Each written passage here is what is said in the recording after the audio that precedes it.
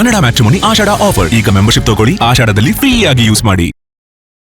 ಈ ಬಾರಿ ಕ್ಯಾಬಿನೆಟ್ ವಿಸ್ತರಣೆ ಆಗುವಾಗ ಒಂದು ಹೊಸ ಪ್ರಯೋಗ ಇರುತ್ತೆ, ಹೊಸಬರಿಗೆ, ಹೊಸ ಮುಖಗಳಿಗೆ, ಮೊದಲ ಬಾರಿ ಗೆದ್ದಂಥವರಿಗೂ ಕೂಡ ಹೆಚ್ಚಿನ ಅವಕಾಶ ಕೊಡ್ತಾರೆ ಅನ್ನುವಂಥ ನಿರೀಕ್ಷೆ ಇತ್ತು. ಅಂದರೆ 60% ಹೊಸಬರು ಅನ್ನುವಂಥದ್ದು, ಅಂದರೆ 28ರ ಚುನಾವಣೆಯ ದೃಷ್ಟಿಯಿಂದ ಅದು ಮುಖ್ಯ ಅನ್ನುವಂಥದ್ದು. ಆದರೆ ನಿನ್ನೆ ಪಟ್ಟಿ ನೋಡಿದಾಗ 22 ಮಂದಿ ಅದೇ ಹಳಬರು, 12 ಮಂದಿ ಮಾತ್ರ ಹೊಸಬರು. ಇದನ್ನು ನೋಡಿದಾಗ ಹೊಸ ನೀರು ಬರಬೇಕು ಅಂತ ಅನ್ಸಲ್ವಾ ಸರ್? ಖಂಡಿತವಾಗೋದಿದೆ. ನೋಡಿ, ನಮ್ಮ ಪೊನ್ನಣ್ಣ ಅವರು ನಮ್ಮ ಫಸ್ಟ್ ಟೈಮ್ ಅವರು ಡೆಪ್ಯೂಟಿ ಸ್ಪೀಕರ್ ಆಗಿದ್ದಾರೆ. ಮತ್ತು ಬಸಂತಪ್ಪ ಅವರು ಮೊದಲ ಬಾರಿ ಅಂದರೆ ಕಂಟೆಸ್ಟ್ ಮಾಡಿದ್ದು 18ನಲ್ಲಿ ಮೊದಲ ಬಾರಿ ಗೆದ್ದವರು. ಅವ್ರಿಗೂ ಒಂದು ಅವಕಾಶ ಸಿಕ್ಕಿದೆ. ಸೊ ಏನಾಗುತ್ತೆ ಸರ್, ಒಂದು ಪಾರ್ಟಿ ಡೈನಮಿಕ್ಸಲ್ಲಿ ಏಕಾಏಕಿ ಹಂಗೆ ತೀರ್ಮಾನ ತಗೊಳಕ್ಕಾಗಲ್ಲ. ಸೊ ಕೇಳೋದಕ್ಕೆ ಜನಕ್ಕೆ ಚೆನ್ನಾಗಿರುತ್ತೆ. ಇದೊಂದು ತುಂಬ ವರ್ಷಗಳ ಇತಿಹಾಸ ಇರೋ ಪಕ್ಷ ನಮ್ಮದು. ಈಗ ಸಪೋಸ್ ಒಂದು ಎಕ್ಸಾಂಪಲ್ ಹೇಳ್ತೀನಿ. ನಾನು 25 ವರ್ಷ ಕಂಟಿನ್ಯೂಸ್ ಆಗಿ ಗೆಲ್ತೀನಿ. ನಾಳೆ ಯಾವನೋ ಫಸ್ಟ್ ಟೈಮರ್ ಬಂದು ಹೊಡ್ಕೊಂಡು ಹೊರಟೋದ್ರೆ ನನಗೆ ನೋವಾಗಲ್ವಾ? ಸೊ ಸೀನಿಯರ್ಸ್ಗೆ ಅಕಾಮಿಡೇಟ್ ಮಾಡಲೇಬೇಕು.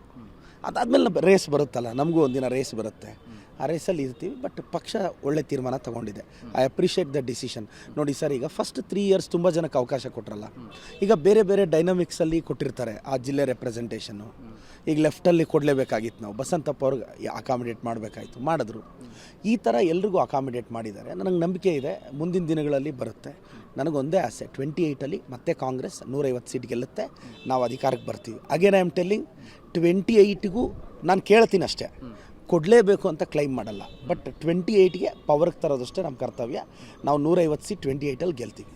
ಸರ್, ಈಗ ಈ ಇಡೀ ಕ್ಯಾಬಿನೆಟ್ ವಿಸ್ತರಣೆಯನ್ನು BJP ಲೇವಡಿ ಮಾಡ್ತಿದೆ. ಅಂದರೆ ಭ್ರಷ್ಟರಿಗೆ ಅವಕಾಶ ಕೊಟ್ಟಿದ್ದೀರಿ, ಸೋತವರಿಗೆ ಅವಕಾಶ ಕೊಟ್ಟಿದ್ದೀರಿ, ಯಾರ ಪಕ್ಷಕ್ಕೆ ಕೆಲಸ ಮಾಡಲ್ಲ ಅಂಥವ್ರಿಗೆ ಅವಕಾಶ ಕೊಟ್ಟಿದ್ದೀರಿ, ಯಾರ ಮೇಲೆ ಚಾರ್ಜ್ ಶೀಟ್ ಇದೆ ಅಂಥವ್ರಿಗೆ ಅವಕಾಶ ಕೊಟ್ಟಿದ್ದೀರಿ ಅಂತ ಲೇವಡಿ ಮಾಡ್ತಾ ಇದೆ.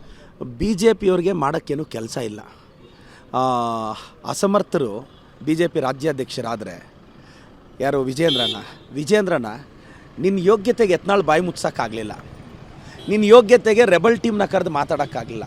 ನಿನಗೆ ಕಾಂಗ್ರೆಸ್ ಪಕ್ಷದ ಬಗ್ಗೆ ಮಾತಾಡೋಷ್ಟು ಅರ್ಹತೆ ಇಲ್ಲ. ಇನ್ನು ಛಲವಾದಿ ನಾರಾಯಣಸ್ವಾಮಿ ಅವರು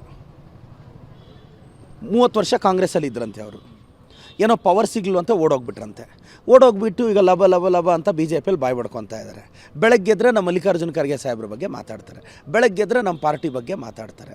ಛಲವಾದಿ ನಾರಾಯಣಸ್ವಾಮಿ ಅವರಿಗೆ ನಿಮಗೆಲ್ಲ ಪಕ್ಷ ಸಿದ್ಧಾಂತ, ನಿಯತ್ತು, ಐಡಿಯಾಲಜಿ ಇಲ್ಲವೇ ಇಲ್ಲ. ಛಲವಾದಿ ನಾರಾಯಣಸ್ವಾಮಿ ಕೋತಿ ಇದ್ದಂಗೆ. ಆ ಮರದಲ್ಲಿ ಹಣ್ಣಿದೆಯಾ ಜಂಪ್ ಮಾಡೋದು, ಈ ಮರದಲ್ಲಿ ಹಣ್ಣಿದೆಯಾ ಜಂಪ್ ಮಾಡೋದು, ಹಣ್ಣು ಖಾಲಿ ಆಯಿತಾ ಹೊಲ್ಟೋದ್ಮೇಲೆ ಆ ರಕ್ಷಣೆ ಕೊಡ್ತಲ್ಲ ಆ ಮರನ ಬೈಯೋದು, ಬಾಯಿ ತೆಗೆದ್ರೆ ನಮ್ಮ ಮಲ್ಲಿಕಾರ್ಜುನ ಖರ್ಗೆ ಸಾಹೇಬ್ರನ್ನ ಬೈಯೋದು. ನಾನು ಛಲವಾದಿ ನಾರಾಯಣಸ್ವಾಮಿ ಅವ್ರಿಗೆ ಹೇಳ್ತೀನಿ, ನಿಮ್ಮನ್ನು BJPಯಲ್ಲಿ ಮೂಲೆ ಗುಂಪು ಮಾಡಿಡ್ತಾರೆ. ಕನ್ನಡ ಮ್ಯಾಟ್ರಿಮೋನಿ ಆಷಾಢ ಆಫರ್. ಈಗ ಮೆಂಬರ್ಶಿಪ್ ತಗೊಳ್ಳಿ, ಆಷಾಢದಲ್ಲಿ ಫ್ರೀ ಆಗಿ ಯೂಸ್ ಮಾಡಿ.